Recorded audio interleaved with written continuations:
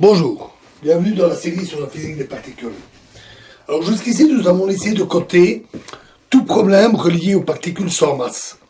L'objet de cette partie est de présenter une discussion heuristique de certains aspects de ces questions et leur relation avec le théorème de Weinberg qu'on va voir. Ce dernier traite du comportement des diagrammes de Feynman lorsque tous les moments externes deviennent très grands. Quand on travaille avec des particules sans masse dans les propagateurs internes, on fait face au risque de rencontrer de nouvelles divergences. Nous allons montrer que rien de cette sorte n'arrive aussi longtemps qu'on reste loin de certaines valeurs particulières des moments externes. Dans la version euclidienne, c'est-à-dire après une rotation de Wick, de la théorie, quand tous les nœuds du Lagrangien ont une dimension 4 ou supérieure, les fonctions propres sont finies pour toute valeur non nulle et non exceptionnelle des moments externes. Les moments non exceptionnels sont les configurations telles qu'aucune somme partielle des moments externes, PI, ne s'annule.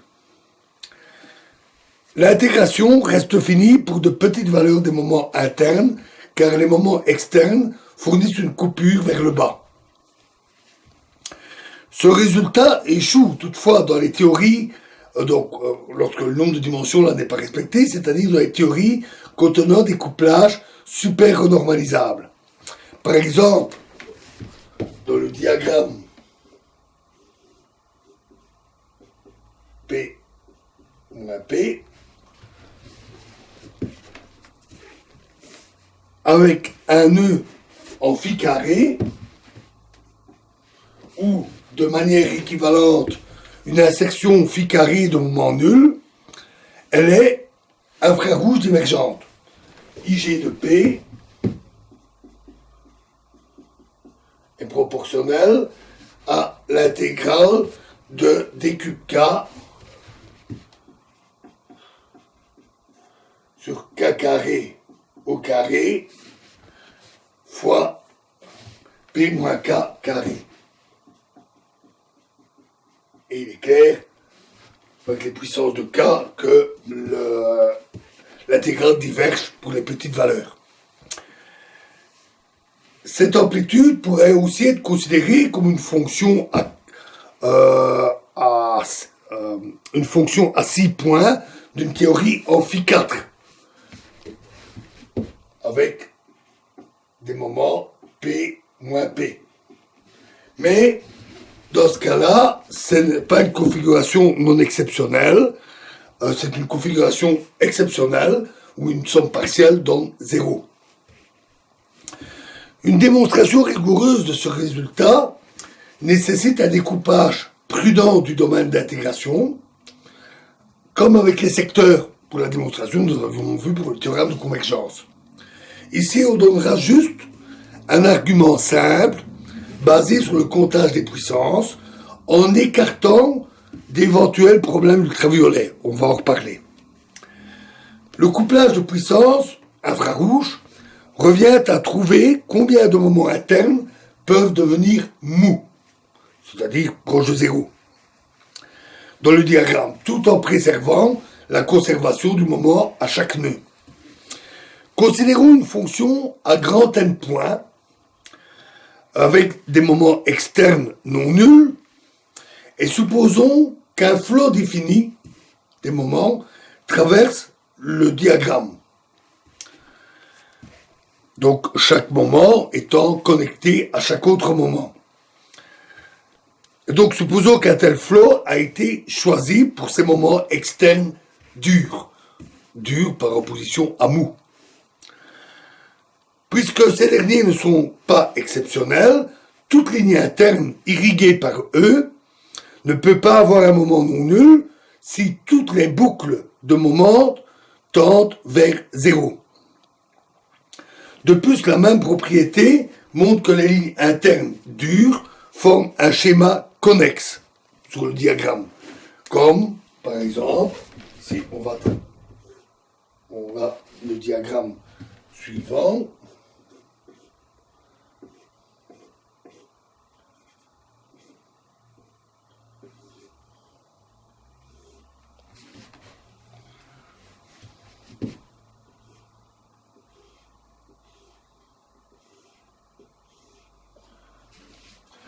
on va tracer un flux de moments durs. Alors, au moment où on les présente en grammes avec le marqueur, c'est pas évident, donc je mets des petites lignes.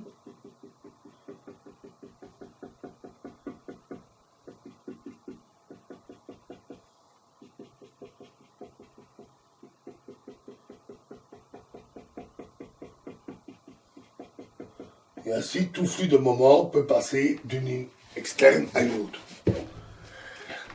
Par conséquent, en ce qui concerne le comportement infrarouge, nous pouvons les contracter en un seul nœud. Donc on peut contracter toutes ces lignes dures dans un seul nœud, 3, 4, 5, 6, et il reste alors les boucles pour les boucles ici et pour les boucles ici. À ce nœud est attaché grand N ligne externe dure et I ligne interne avec I supérieur ou égal à 2. Puisque le diagramme est une particule irréductible. Donc on ne peut pas avoir un diagramme où il n'y aurait rien du tout au dehors du nœud. Il y a forcément des lignes externes, des lignes internes. Soit grand I, grand L, V3 et V4. Le nombre de lignes internes de boucles, le nombre de boucles, le nombre de nœuds à 3 points et le nombre de nœuds à 4 points, respectivement, dans le diagramme contracté. Nous avons les relations topologiques habituelles. Égale I, L égale I plus 1, moins V3 moins V4, plus V4,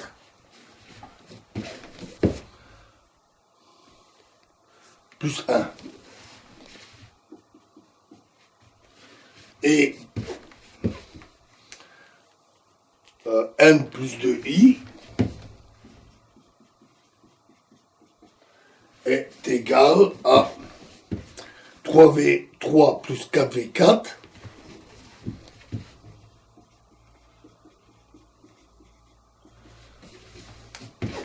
plus N plus I. Petit I. Puisque par hypothèse, tous les nœuds dans le Lagrangien ont le degré 4, une puissance de moment est attachée à chaque nœud à 3 points.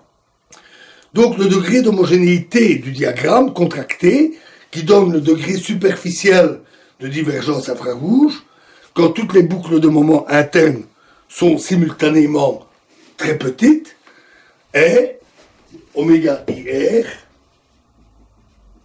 est égal à 4L moins 2I plus V3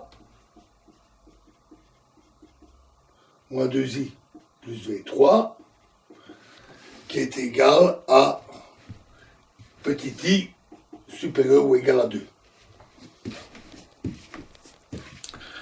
Au moins de manière heuristique, cela assure la convergence infrarouge. On peut se demander si, relâcher l'hypothèse que tous les moments internes de boucle après contraction sont petits, ne pourrait pas invalider le comptage de puissance précédent. Par exemple, supposons que on ait un nombre IH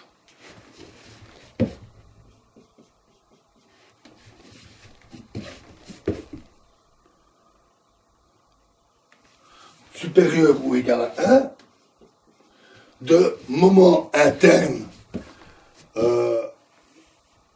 durs, qui sont gardés durs dans ces boucles internes et qui forment un schéma avec LH boucle.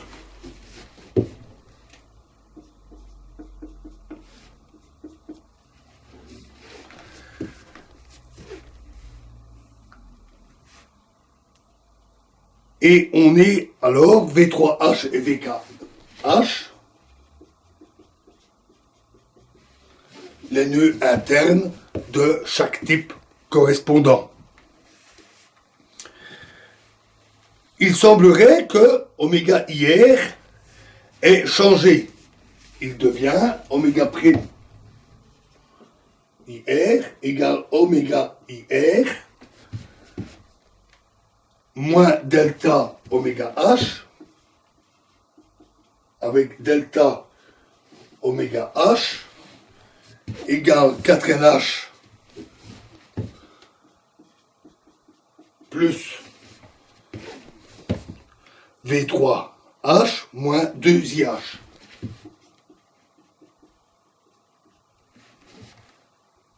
Moins 2IH.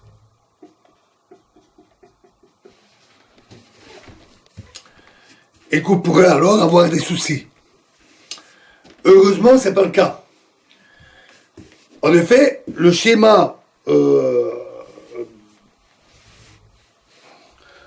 schéma dur de ligne interne peut être vu comme un diagramme, éventuellement non connexe, dont les lignes externes sont toutes molles, par construction.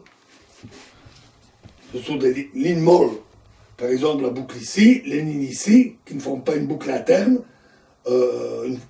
molle, cette ligne-là est forcément une ligne molle. Donc toutes leurs lignes externes de ce diagramme attaché ici sont forcément des lignes molles.